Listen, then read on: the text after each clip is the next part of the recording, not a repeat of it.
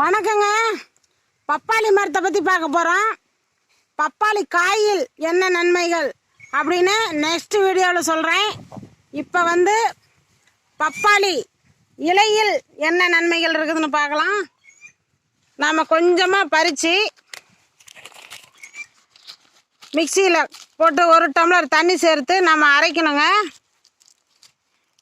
அரைச்சிட்டு வடிகட்டி காலையில் வெறும் வயிற்றுல ஒரு 1/2 டம்ளர் குடிக்கணும். குடிச்சிங்கன்னா நோய் எதிர்ப்பு சக்தி அவ்வளோ இருக்குது. வைரஸ் காய்ச்சல் வராது. மாதம் 2 முறை அதை குடிக்கணுங்க. குழந்தைங்களுக்கு கொஞ்சம் கம்மியாக கொடுக்கலாம், நம்ம குடிக்கலாங்க. காலையில் வெறும் வயிற்றுல குடிக்கணுங்க. அவ்வளோ நன்மைகள் இருக்குது இந்த தலையில். நீங்கள் செஞ்சு பாருங்கள். நன்றிங்க.